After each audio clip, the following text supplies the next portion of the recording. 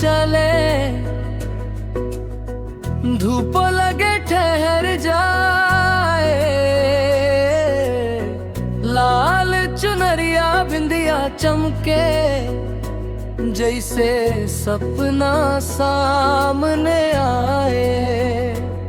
तोरे नैना में डूबल रहनी, दुनिया सब भूल गई नी, एक मुस्कान दिलू सजनी, दिलवा के हम खो गई नी।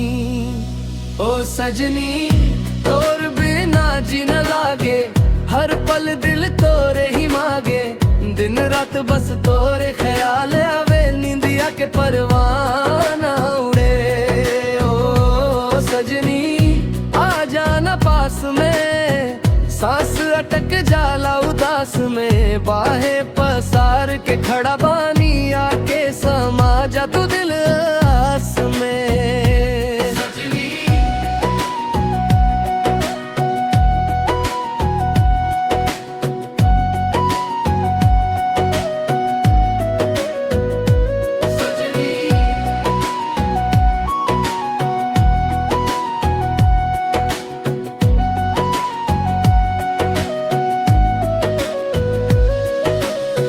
चांद जैसन चेहरा तो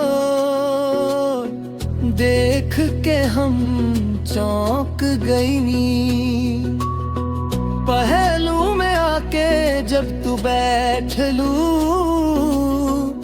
धड़कन गिनत रही। तोरे हंसी में कुछ तो जादू बा, सब दुख दर बह जाला, तोरे नाम जपे हर धड़कन रुक के फिर चल पड़ जाला।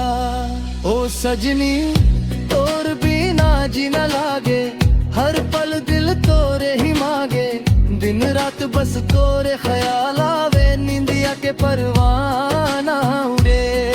ओ सजनी आ जाना पास में, रास्ता थक गईला इंतजार में, तोरे कदम के आहट सुनी दुनिया सजी लागे।